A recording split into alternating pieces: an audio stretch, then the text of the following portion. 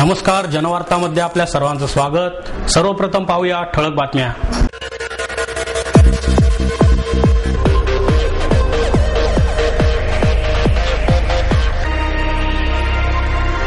महापालिकेच्या मराठी माध्यमांच्या शाळांतही आता ई लर्निंग सुरू करणार, महापालिका आयुक्त महेश पाठक यांची माहिती। तंबाखू, गुटखा आणि सिगरेट यांचा समावेश अंमली पदार्थांच्या यादीत करावा। जागतिक तंबाखू दिनाच्या पार्श्वभूमीवर सर्वजीव मंगल प्रतिष्ठानचे अध्यक्ष डॉक्टर कल्याण गंगवाल यांच्या वतीने केंद्र सरकारला निवेदन। भारतीय इतिहास संकलन समिती व्याख्यान पुराणाचा ज्याप्रमाणे अभ्यास करण्यात आला त्याचप्रमाणे उपपुराणांचाही अभ्यास होणे आवश्यक आहे, डॉक्टर खरवंडीकर यांचं प्रतिपादन। संक्रमण पुणे या नाट्यसंस्थेच्या वतीने साकव, आता पास आणि संधी प्रकाशात या नाट्यप्रयोगांचे 5 जून रोजी आयोजन। शिवउद्योग प्रबोधिनीच्या वतीने पोलीस भरती पूर्व प्रशिक्षण शिबिराचे आयोजन। आपला परिसर आणि नेचर वॉक यांच्या वतीने देण्यात येणारा लाईफ कृतज्ञता पुरस्कार पर्यावरण तज्ञ प्रकाश गोळे आणि सोलापूरचे भागवत मस्के यांना जाहीर। आणि स्वरानंद प्रतिष्ठानच्या वतीने आयोजित दीनानाथ दलाल रंगप्रतिभेचे लेणे या चित्रशिल्प प्रदर्शनाचे उद्घाटन सुमन कल्याणपूर यांच्या हस्ते संपन्न। महापालिकेच्या मराठी माध्यमांच्या शाळांतही आता ई लर्निंग सुरू करणार असल्याची माहिती महापालिका आयुक्त महेश पाठक यांनी दिली। शिवदर्शन येथे विरोधी पक्षनेते आबा बागुल यांच्या प्रयत्नातून साकारलेल्या Rajiv Gandhi e learning school या सीबीएसई पॅटर्नच्या इंग्रजी माध्यमाच्या शाळेच्या सुरू असलेल्या कामाची पाहणी आयुक्त पाठक यांनी केली। यावेळी बागुल, शिक्षण मंडळ प्रमुख रामचंद्र जाधव, उपायुक्त विजय दहिभाते आणि अन्य विभागाचे अधिकारी उपस्थित होते। पाठक पुढे म्हणाले, राजीव गांधी शाळेचे काम अंतिम टप्प्यात आले असून ऑगस्टमध्ये संपूर्ण काम पूर्ण होईल। प्रत्यक्षात 13 जून रोजी 1ली ते 7वीचे वर्ग सुरू होणार आहेत। शाळेच्या इमारतीमधील एका बाजूच्या वर्गखोल्यांचे आणि अन्य कामे पूर्ण झाली आहेत। त्या ठिकाणी सकाळ आणि दुपार सत्रात वर्ग सुरू होतील। शिक्षण मंडळातील गणवेश खरेदीत भ्रष्टाचार झाल्याच्या आरोपावरून 2 वर्षांपूर्वी ठेकेदार न्यायालयात गेला होता, त्यामुळे गणवेश खरेदी होऊ शकली नाही। न्यायालयाने गणवेश खरेदीची ही 4.5 कोटी रुपयांची रक्कम स्वतःच्या ताब्यात ठेवली आहे। शिक्षण मंडळाने विद्यार्थ्यांसाठी एखादी योजना सादर करावी, या योजनेसाठीच ही रक्कम वापरावी असा आदेश न्यायालयाने या खटल्यात दिला आहे। हा आदेश देऊन 1 वर्ष उलटून गेले आहे। दरम्यान शिक्षण मंडळाने महापालिकेच्या सर्व शाळांमध्ये विद्यार्थ्यांना पिण्याचे शुद्ध पाणी मिळावे यासाठी टाक्या, वॉटर फिल्टर सिस्टीम, स्वच्छतागृहे बांधण्याची योजना मांडली आहे। या योजनेला महापालिका आयुक्तांनी अद्याप मंजुरी दिलेली नाही। या संदर्भात विचारले असता पाठक म्हणाले, शिक्षण मंडळाच्या मराठी माध्यमांच्या शाळेत शिक्षण घेणाऱ्या विद्यार्थ्यांनाही ई लर्निंगचे प्राथमिक शिक्षण मिळायला हवे। यासाठी हा 4.5 कोटी रुपयांचा निधी वापरता येईल या दृष्टीने प्रयत्न सुरू आहेत। पहिल्या टप्प्यात 1ली ते 4थी पर्यंतच्या विद्यार्थ्यांना हे शिक्षण देण्यासाठीचा आराखडा तयार करण्याचा आदेश शिक्षण मंडळ प्रशासनाला देण्यात आला आहे, असेही त्यांनी सांगितले।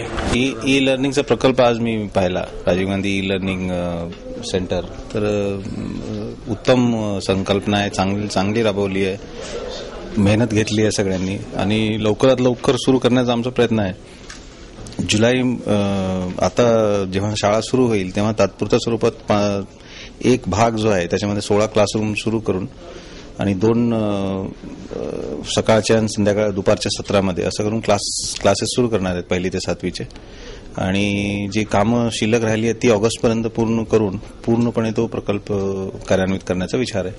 आणि असंच जे हे सीबीएसईची शाळा आहे आणि आमची जी एसएससी बोर्डांची शाळा आहेत महापालिकेच्या, त्यामध्ये असेच ई लर्निंगचे प्रकल्प राबवण्यासाठी पण आम्ही आराखडा तयार करतोय। आणि आमच्याकडे त्याच्यासाठी 4.5 कोटीचा एक निधी आहे गणवेशाचा, त्यामधून कोर्टाची परवानगी घेऊन तो निधी आम्ही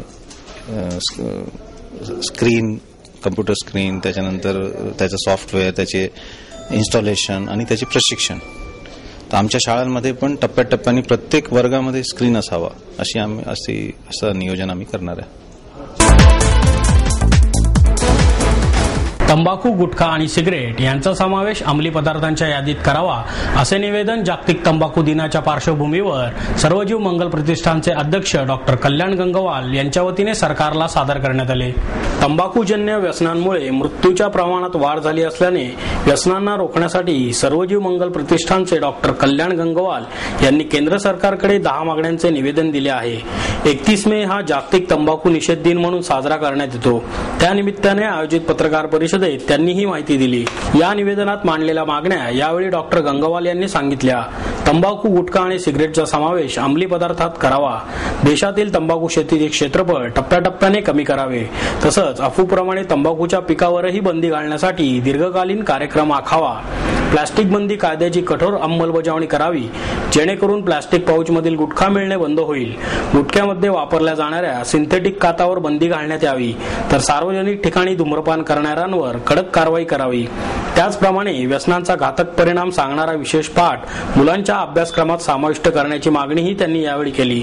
आरोग्य केंद्रांबरोबरच राज्याच्या कृषी आणि गृह खात्यालाही या मागण्या पाठवण्यात आल्या आहेत. आपण सर्वांनी या व्यसनांविरुद्ध उभं राहायला हवं. त्यामुळेच दबावगट निर्माण होऊन कारवाई होईल, असंही गंगवाल यांनी यावेळी सांगितले. आज 31 मे जागतिक तंबाखू निषेध दिवस, नो टोबॅको डे. आज संपूर्ण जगभर तंबाखूच्या विरोधात जनजागरण केलं जातं. आज लंडन, पॅरिस, ॲम्स्टरडॅम या अशा ठिकाणी मोठमोठ्या रॅलीज काढल्या जातात. पण मला असं वाटतं की विकसनशील देशांमध्ये तंबाखूच्या विरोधात जनजागरण होणं ही काळाची गरज आहे. आपल्या देशात गेल्या काही वर्षामध्ये माझ्या स्वतःच्या अनुभवातून मला लक्षात आलंय की तंबाखूचं व्यसन अनेक पटीने वाढत चाललं आहे. पूर्वीच्या काळी हातावर तंबाखू मळून खाणाऱ्या माणसाला पावटा समजायचे, पण आजच तोच गुटखा, तीच तंबाखू खाणाऱ्या माणसांना ऊंची लोगों की ऊंची पसंत मानलं जात आहे. खरं तर ही मानसिकता जी बदलली आहे गेल्या काही काळातच. तंबाखू ही विषवल्ली आहे. यात जवळजवळ 4,500 विषारी द्रव्य आहेत आणि म्हणूनच शरीराला अपायकारक अशा तंबाखूच्या विरोधात जनजागरण ही काळाची गरज आहे. आज तंबाखू निषेध दिवस. चला आज सगळेजण तंबाखू सोडूया. या तंबाखूमुळे कर्करोग होतो, हृदयरोग होतो आणि तरुणांना सगळ्यात दखल देण्यासारखी गोष्ट म्हणजे या गुटख्यामुळे, तंबाखूमुळे, सिगरेटमुळे, बिडीमुळे नपुसकत्व येतं. हे आता विज्ञानानं सिद्ध केलेलं आहे. आजच्या काळामध्ये आणखीन एक महत्त्वाची गोष्ट मला सांगावीशी वाटते की आज गुटख्यामध्ये, तंबाखूमध्ये, पानांच्या दुकानामध्ये जो काथ वापरला जातो तो देखील अत्यंत विषारी आहे.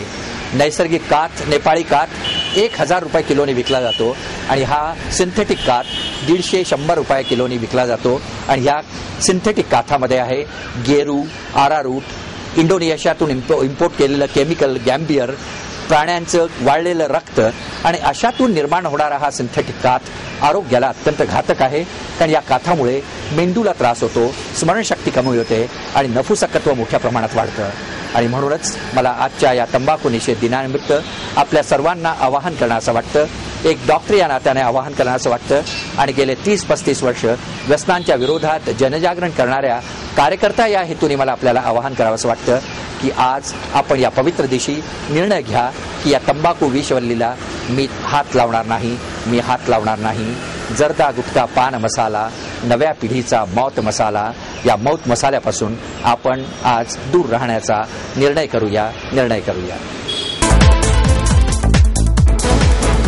भारतीय इतिहास संकलन समिती व्याख्यान पुराणांचा ज्याप्रमाणे अभ्यास करण्यात आला त्याचप्रमाणे उपपुराणांचाही अभ्यास होणे आवश्यक आहे, असे प्रतिपादन डॉक्टर खरवंडीकर यांनी केले. पुराणाचे इतिहास, भूगोल, कला, संगीत, चित्र, गणित अशा विविध संदर्भातून महत्त्व विशद करणाऱ्या पुराणांतर्गत इतिहास या ग्रंथाचे प्रकाशन पुरातत्व अभ्यासक आणि पद्मश्री विजेते डॉक्टर मधुकर ढवळीकर यांच्या हस्ते करण्यात आले.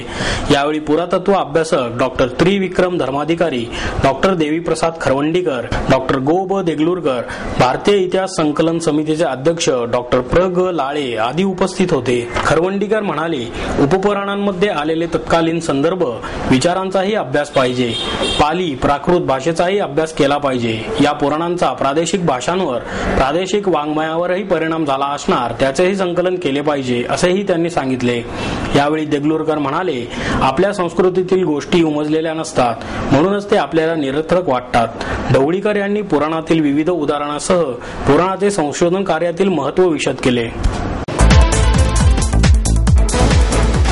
संक्रमण पुणे या नाट्यसंस्थेच्या वतीने साकव, आता पास आणि संधी प्रकाशात या नाट्यप्रयोगांचे 5 जून रोजी आयोजन करण्यात आले आहे. गेल्या 4 वर्षांपासून महाविद्यालयीन विद्यार्थ्यांनी स्थापन केलेली संक्रमण ही नाट्यसंस्था पुण्यात कार्यरत आहे. या संस्थेने विविध नाटकांची निर्मिती केली आहे. तसेच विविध राज्यस्तरीय नाट्य स्पर्धांतून सहभागी होऊन अनेक पारितोषिकेही मिळवली आहेत, असे संक्रमणचे अध्यक्ष यतीन माजिरे यांनी पत्रकार परिषदेत सांगितले. ते पुढे म्हणाले, दरवर्षीप्रमाणे रविवारी 5 जूनला रात्री 9 वाजता संस्थेच्या वतीने साकव, आता पास आणि संधी प्रकाशात हे 3 नाट्यप्रयोग आयोजित करण्यात आले आहेत. या 3ही नाटकांचे लेखन आणि दिग्दर्शन यतीन माजिरे यांनीच केले आहे. या 3ही नाटकात मिळून एकूण 50 नवे कलाकार यात सहभागी होत आहेत. आता पास आणि साकव या एकांकिकांचा प्रयोग अनेक राज्यस्तरीय एकांकिका स्पर्धांमधून केला असून सांघिक पारितोषिकांसह सर्वोत्कृष्ट लेखन, दिग्दर्शन, अभिनेता, अभिनेत्री, नेपथ्य, प्रकाश योजना, संगीत अशी 90 विविध बक्षिसे मिळाली आहेत. संधी प्रकाशात या नाटकाचा पहिलाच प्रयोग यावेळी होणार आहे, असेही त्यांनी यावेळी सांगितले. शिवउद्योग प्रबोधिनीच्या वतीने पोलीस भरती पूर्व प्रशिक्षण शिबिराचे आयोजन करण्यात आले. पोलीस भरतीच्या या प्रशिक्षण शिबिरात पुणे ग्रामीण पोलीस अधीक्षक प्रतापराव दिघावकर, आमदार चंद्रकांत मोकाटे, यशस्वी इन्स्टिट्यूटचे अध्यक्ष विश्वेश कुलकर्णी आणि शिवउद्योग प्रबोधिनीचे संस्थापक अध्यक्ष ॲडव्होकेट गणेश सातपुते आदी मान्यवर उपस्थित होते. या शिबिरात शारीरिक क्षमता चाचणी, लेखी परीक्षा, निवड प्रक्रिया, राज्यघटना प्रशासन, चालू घडामोडींवर अद्ययावत ज्ञान, निबंध लेखनाचे महत्त्व, मुलाखतीचे स्वरूप आणि त्याची तयारी कशी करावी यासारख्या विषयांवर व्याख्याने देण्यात आली. यावेळी तरुणांनो पोलीस भरतीसाठी सज्ज व्हा या पुस्तकाचे प्रकाशनही पुणे ग्रामीण पोलीस अधीक्षक प्रतापराव दिघावकर यांच्या हस्ते करण्यात आले. या पुस्तक प्रकाशनावेळी बोलताना दिघावकर म्हणाले, आपल्या देशातील सुमारे 12 राज्यांमध्ये नक्षलवादी आहेत. यावर आपण सर्वांनी गांभीर्याने विचार करण्याची गरज आहे. पोलीस भरतीत येण्याआधी सर्वांनी 1ली पासून ते 10वी पर्यंतच्या अभ्यासक्रमाचा विचार करायला हवा. तसेच चालू घडामोडी, फिजिकलची तयारी आणि सर्वात महत्त्वाचे म्हणजे मुलाखतीला जाताना आत्मविश्वास असला पाहिजे, असेही त्यांनी सांगितले. ज्या लोकांनी घर सोडले ते पुढे गेले आणि यशस्वी झाले. त्यामुळे घर सोडून विकासाकडे वाटचाल करणे आवश्यक आहे, असे आवाहनही त्यांनी यावेळी केले. आपला परिसर आणि नेचर वॉक यांच्या वतीने देण्यात येणारा लाईफ कृतज्ञता पुरस्कार पर्यावरण तज्ञ प्रकाश गोळे आणि सोलापूरचे भागवत मस्के यांना जाहीर करण्यात आला. भारतातील जैववैविध्यतेवर प्रकाश टाकणारा हा 4 दिवसांचा महोत्सव यशवंतराव चव्हाण नाट्यगृहात 2 ते 5 जून रोजी सकाळी 10 ते रात्री 8 या वेळेत होणार आहे. यावेळी आपला परिसर आणि नेचर वॉक यांच्या संयुक्त विद्यमाने देण्यात येणारा लाईफ कृतज्ञता पुरस्कार पक्षीतज्ञ प्रकाश गोळे आणि भागवत मस्के यांना वनमंत्री प्रतंगराव कदम यांच्या हस्ते देण्यात येणार आहे, अशी माहिती नगरसेवक उज्ज्वल केसकर, पूर्वा केसकर आणि अनुज खरे यांनी पत्रकार परिषदेत दिली. या महोत्सवात वन्यजीव छायाचित्र प्रदर्शन आणि माहितीपट, परिसंवाद, दृकश्राव्य व्याख्याने, कार्यशाळा, पथनाट्य, निसर्ग भ्रमंती, प्रभात फेरी असे अनेक उपक्रम राबवण्यात येणार आहेत. शिवाय हा महोत्सव सर्वांसाठी विनामूल्य असणार असल्याची माहिती केसकर यांनी यावेळी दिली.